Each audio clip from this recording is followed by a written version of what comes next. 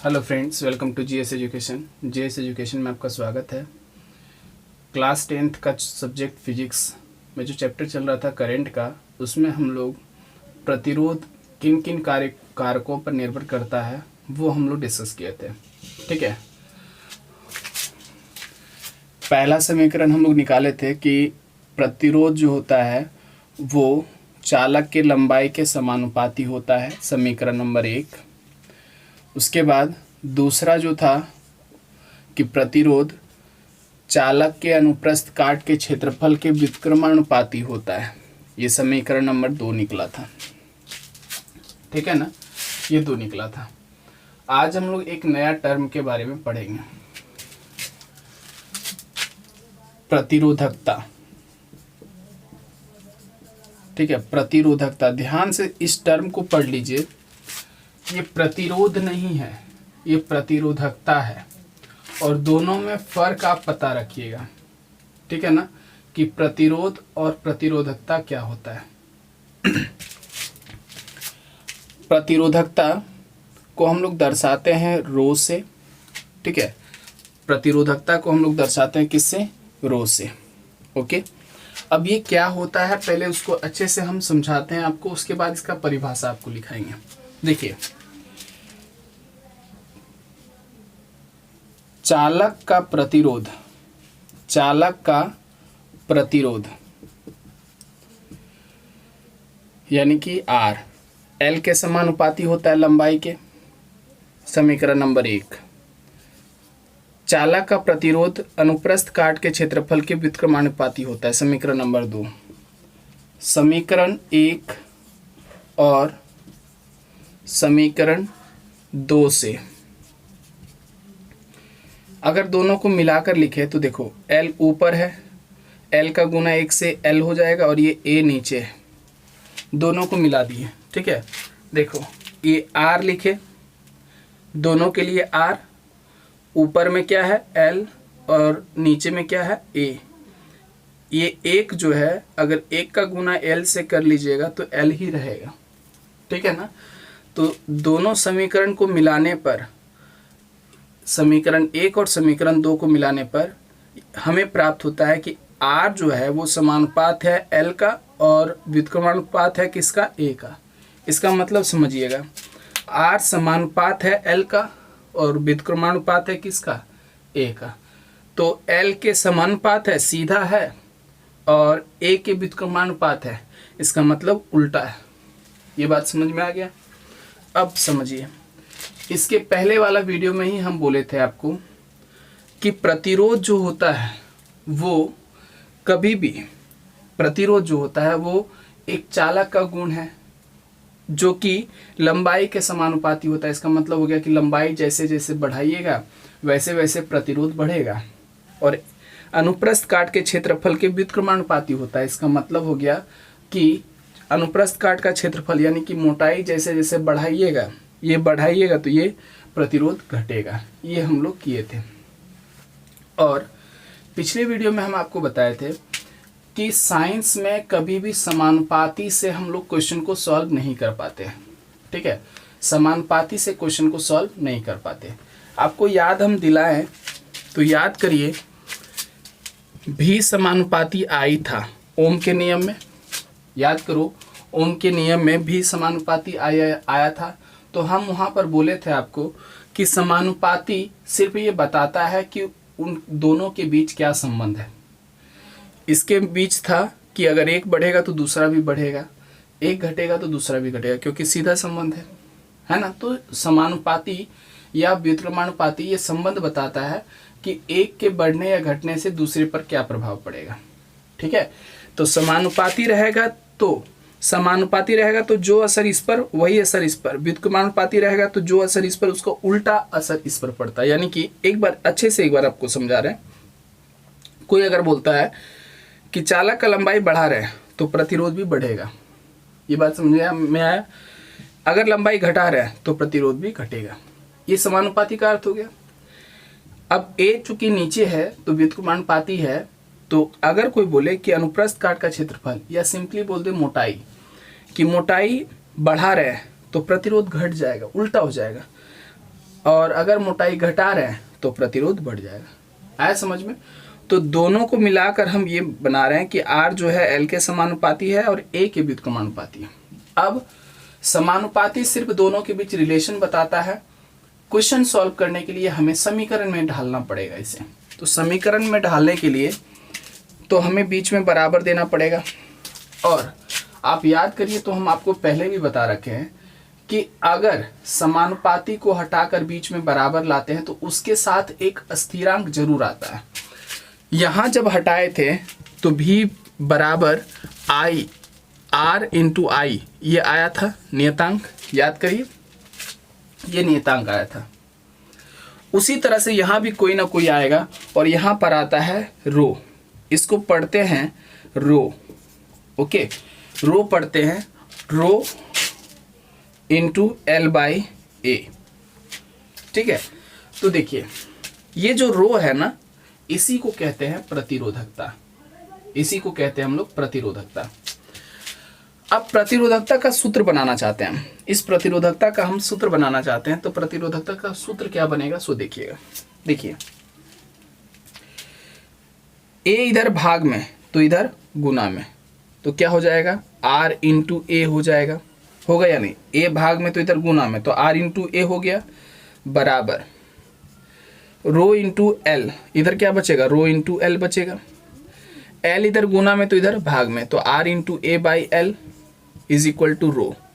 तो हम कह सकते हैं कि rho is equal to R A by L होगा ये। तो प्रतिरोधकता का ये सूत्र बना है, प्रतिरोधकता का सूत्र। आपको ये फॉर्मूला याद रखना है, बहुत ही इंपॉर्टेंट है। एक बार हम आपको फिर से करके दिखाते हैं, ये जितना भी चीज किया ना एक बार और करके दिखाते हैं ताकि आपको अच्छे से समझ में आ जाए। देखिए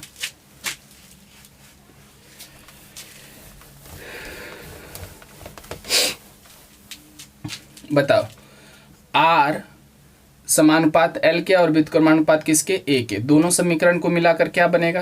तो दोनों समीकरण को मिलाकर बनेगा ये R समानुपात L और व्युत्क्रमानुपात किसके? A के। साइंस समानुपात पर काम नहीं करता है, तो समानुपात हटाकर बराबर लाना पड़ेगा, और बराबर आता है तो कोई ना कोई नियतांक यहाँ होगा। ठीक है,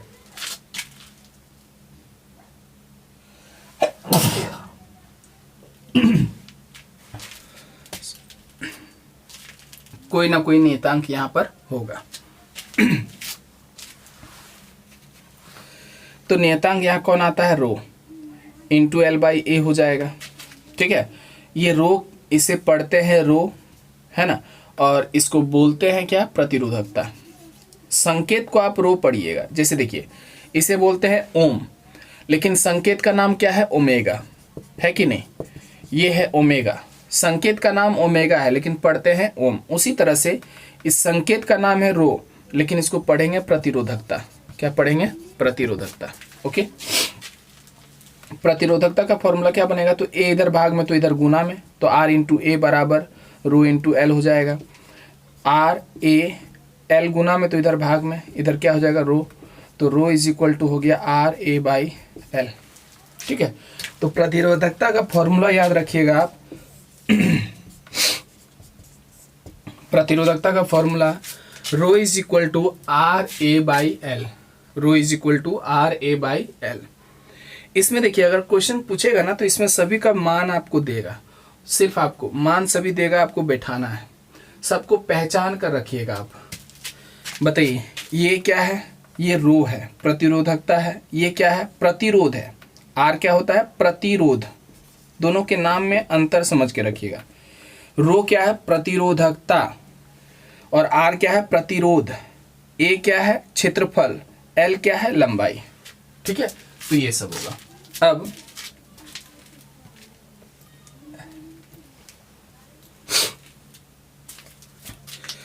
अब हम लोग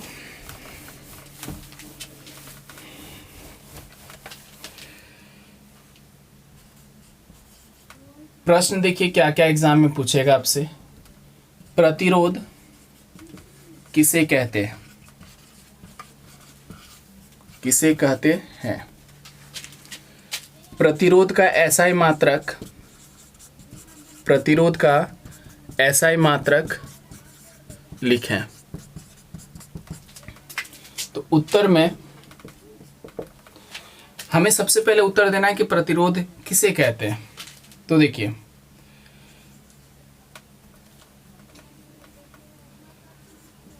जिस गुण के माध्यम से कोई चालक पदार्थ प्रवाहित आवेश, जिस गुण के माध्यम से कोई चालक पदार्थ प्रवाहित आवेश को रोकने का, प्रवाहित आवेश या आवेश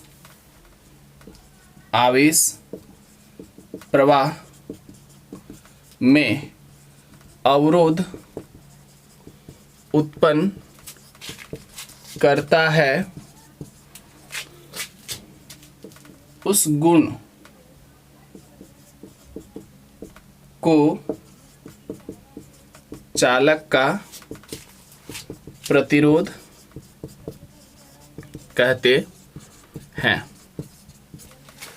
ठीक है, तो जिस गुण के माध्यम से कोई चालक पदार्थ आवेश प्रवाह में अवरोध उत्पन्न करता है, मतलब कोई आवेश प्रवाह कर रहा है तो उसमें अवरोध उत्पन्न करना, मतलब उसको रोकने का प्रयास करना, है ना। तो जिस गुण के माध्यम से कोई भी चालक जो है वो आवेश प्रवाह में अवरोध उत्पन्न करता है, तो उसी गुण को ही हम कहते हैं प्रतिरोध। ठीक है, आपको ये याद करना है। अब प्रतिरोध का SI मात्रक तो आप जानते हैं ओम होता है। ये तो बहुत ही इंपॉर्टेंट है, इसको याद रखिएगा आप। ओके, अब अगला सवाल ये है कि प्रतिरोधकता किसे कहते हैं, प्रतिरोधकता का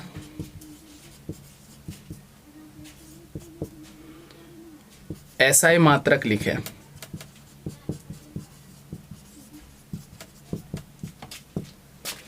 उत्तर में देखो, प्रतिरोधकता का फॉर्मूला अगर आप याद करो तो ρ = RA/L था। ठीक है, तो यहां पर हम इन दोनों को एक एक रख देते हैं। ठीक है, इन दोनों को एक एक रखेंगे, यानी कि एकांक, एक एक का मतलब होता है एकांक। ठीक है, एकांक अनुप्रस्थ काट का क्षेत्रफल एवं लंबाई के लिए चालक के प्रतिरोध का मान प्रतिरोधकता कहलाता है। प्रतिरोधकता कहलाता है। ठीक है, ध्यान से समझ लीजिए। एकांक अनुप्रस्थ काट का क्षेत्रफल एवं लंबाई के लिए, देखो एकांक मतलब अनुप्रस्थ काट का क्षेत्रफल भी एक ले लेना है आपको।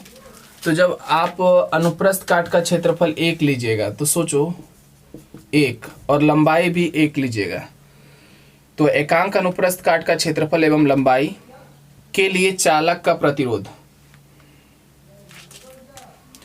तो लंबाई भी एकांक ले लिए तो ρ = क्या हो जाएगा R।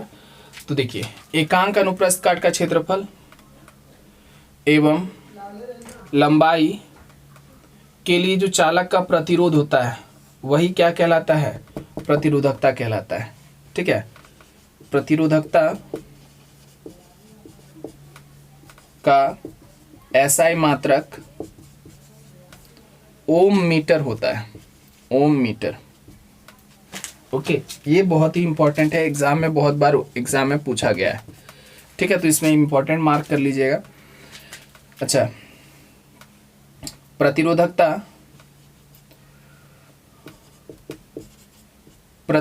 का फॉर्मूला याद रखिएगा। प्रतिरोधकता rho is equal to R A by L, ठीक है, आर ए बाई एल, जहां रो क्या है, प्रतिरोधकता, इसी के नीचे लिखिएगा आप आर क्या है, प्रतिरोध, ए क्या है, क्षेत्रफल, एल क्या है, लंबाई, ठीक है। तो इतना टर्म आपको याद रखना है। इसमें दोनों ही इम्पोर्टेंट है, पिछले क्लास में जो किए थे वो भी इम्पोर्टेंट था। आप प्रतिरोध का एसआई मात्रक याद रखिएगा, प्रतिरोधकता का एसआई मात्रक याद रखिएगा। प्रतिरोध का होता है ओम और प्रतिरोधकता का एसआई मात्रक होता है ओम मीटर। पढ़ने का तरीका समझ लो, ओम मीटर, ठीक है। उसके बाद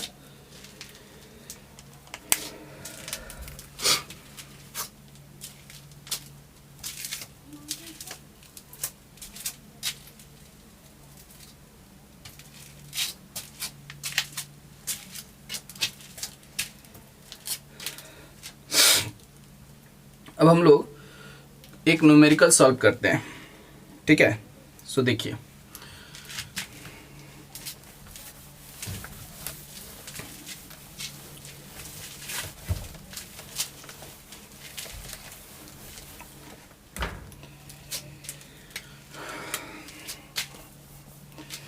देखो एक बात हम बता दे रहे हैं, जब आज शुरू किए हैं ना पढ़ाना, तो उस समय शुरू में तो आपको सिर्फ समझाया है, फिर जो प्रश्न लिखे हैं, 2 प्रश्न लिखे हैं आपको, प्रतिरोध किसे कहते हैं और प्रतिरोधकता किसे कहते हैं, यही दोनों आपको कॉपी में लिख कर याद करना है, ठीक है। इसके अलावा और कुछ नहीं, आज के लिए बोल रहे हैं।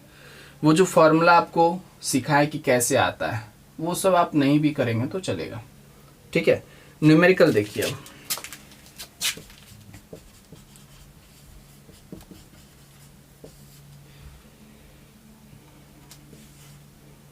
यदि किसी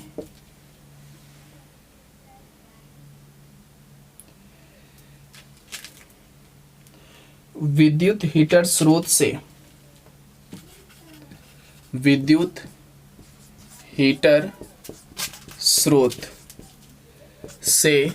4 एम्पियर विद्युत धारा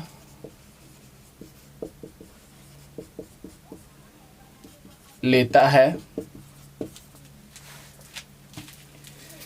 तब उसके टर्मिनलों के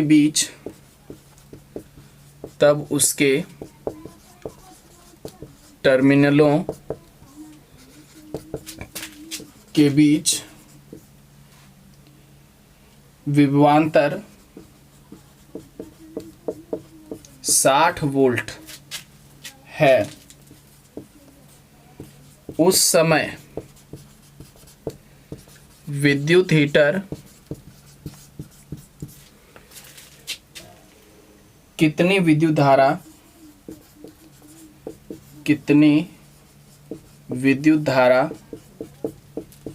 लेगा जब विभवांतर 120 वोल्ट तक बढ़ा दिया जाएगा, ठीक है। तो ध्यान से समझेंगे इसके बारे में। यदि किसी विद्युत हीटर स्रोत से, विद्युत हीटर देखें आप, तो अभी आप देखे होंगे कि बिजली से चलने वाला चूल्हा आता है, बिजली से चलने वाला, उसको आप विद्युत हीटर कह सकते हैं, ठीक है ना। तो विद्युत हीटर, या फिर कहें तो पानी गर्म करने वाला हीटर आता है, उसे आप विद्युत हीटर कह सकते हैं। तो यूँ समझ लो एक कोई इलेक्ट्रिक से चलने वाला हीटर है, ठीक है। तो विद्युत हीटर कितना एम्पियर विद्युत धारा लेता है, 4 एम्पियर। हल में दिया गया है क्या दिया गया है, तो धारा विद्युत धारा को किससे दर्शाते हैं, आई से। कितना एम्पियर है, 4 एम्पियर। तो 4 एम्पियर विद्युत धारा लेता है जब तब उसके टर्मिनलों के बीच विभवांतर कितना है, तो उस समय भी जो है वो 60 वोल्ट था। ठीक है, विभवांतर को भी से दर्शाते हैं। ठीक है, विभवांतर को भी से, तो विभवांतर का मान कितना है 60 वोल्ट है ना, और धारा का मान 4 एम्पियर। तो ओम के नियम से, ओम के नियम से, ओम के नियम से आप क्या जानते हैं, तो ओम के नियम से जानते हैं कि V बराबर आई आर होता है। ठीक है, तो V का मान कितना है 60 बराबर I का मान कितना है 4 R। तो 4 से 60 कितनी बार में कटेगा, 15 बार में। तो ये हो जाएगा हमारे पास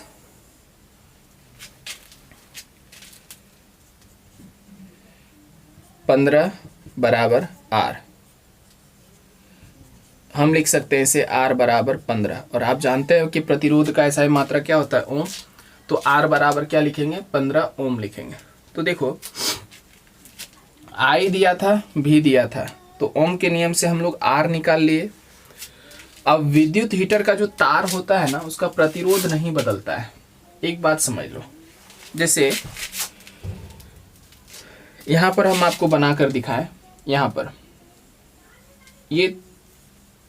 ये तार है, तो जब विद्युत धारा कितना जा रहा है 4 एम्पियर, विद्युत धारा कितना जा रहा है 4 एम्पियर, तो वोल्टेज कितना है 60 वोल्ट। ठीक है, प्रतिरोध कितना है, तो प्रतिरोध 15 ओम। ये बात समझिएगा, ओके। और अब क्या बोल रहा है, उस समय विद्युत हीटर कितनी विद्युत धारा लेगा, पुनः I बराबर हमें निकालना है, विद्युत धारा कितनी विद्युत धारा लेगा, इसका मतलब I कितना होगा वो बताना है। कब, जब विभवांतर V बराबर क्या है 120 वोल्ट। तो हम जानते हैं कि ओम के नियम से, ओम के नियम से V बराबर आई आर होता है। V का मान यहाँ कितना है 120, I का मान हमें नहीं पता, R का मान तो ये आया हुआ है, ये तार है ना, तो तार का प्रतिरोध कितना है 15 ओम। तो हम आपको पहले भी बता रखे हैं कि प्रतिरोध जो है वो चालक का एक गुण होता है और वो बदलता नहीं है। ठीक है ना, चालक का एक गुण होता है और वो बदलेगा नहीं। तो यहाँ पर जब करंट जो है 4 एम्पियर और वोल्टेज 60 वोल्ट था, तो भी प्रतिरोध 15 ओम ही रहेगा।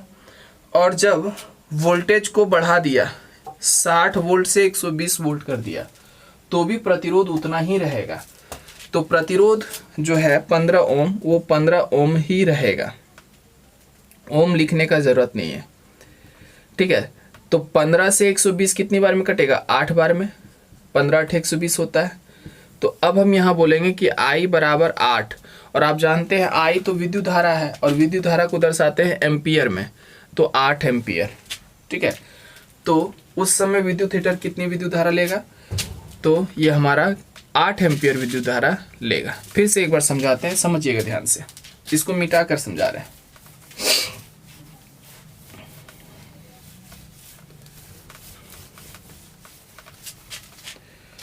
ये तार है, यहां से शुरू करें तो विद्युत हीटर जो है, मतलब वही आप समझ लीजिए पानी गर्म करने वाला या खाना बनाने वाला जो हीटर है, वो 4 एम्पियर विद्युत धारा लेता है। यानी कि विद्युत धारा कितना ले रहा है 4 एम्पियर, तो I का मान 4 एम्पियर हो गया। कब, जब उनके टर्मिनलों के बीच विभवांतर कितना, विभवांतर का मतलब V कितना है 60 वोल्ट। तो ओम के नियम से आप जानते हैं ना कि ओम के नियम से, ओम के नियम से आप क्या जानते हैं, V बराबर आई आर। तो V का मान 60 वोल्ट बराबर I का मान 4 एम्पियर, 4 एम्पियर, और प्रतिरोध तो R है। तो 4 से 60 कितनी बार में, 15 बार में, तो R 15 बार में कट गया, ये इधर R, तो R बराबर 15। इसका ऐसा मात्रक क्या होता है ओम, तो प्रतिरोध का मान आ गया 15 ओम, तो इसका प्रतिरोध 15 ओम है।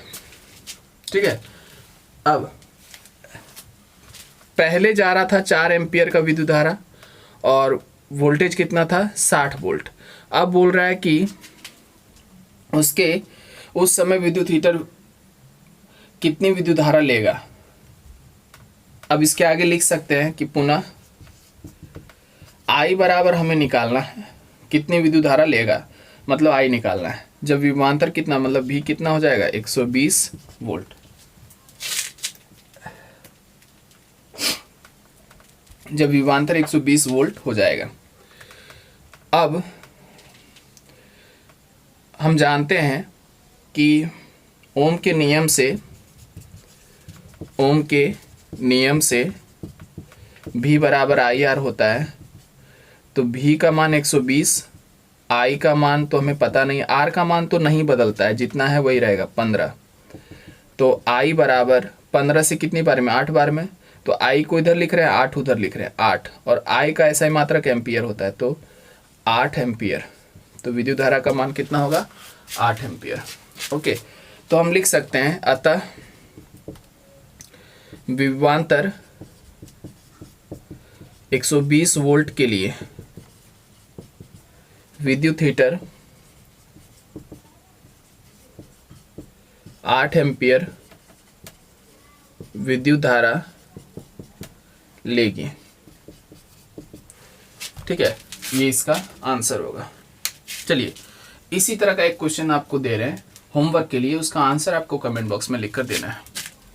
यदि एक विद्युत हीटर स्रोत 2 एम्पियर विद्युत धारा लेती है जब उनके टर्मिनलों के बीच विभवांतर 120 वोल्ट है, उस समय विद्युत हीटर कितनी विद्युत धारा लेगा जब विभवांतर जो है वो 240 वोल्ट तक बढ़ा दिया गया। ठीक है, तो ये होमवर्क के लिए क्वेश्चन बन गया आपका। इस क्वेश्चन का आंसर आपको लिखकर कमेंट बॉक्स में देना है। ठीक है, तो इसका आंसर ज़रूर कमेंट बॉक्स में लिखिए, टाइप करिए। अगर आपको समझ में आ गया तो ज़रूर सॉल्व करिए क्वेश्चन को और कमेंट बॉक्स में इसका आंसर टाइप करिए। ठीक है, अगर पसंद आया तो वीडियो को ज़रूर लाइक करें, चैनल को सब्सक्राइब कर लें और दोस्तों के बीच फेसबुक और व्हाट्सएप पर जरूर शेयर करें। ठीक है, मिलते हैं नेक्स्ट वीडियो में।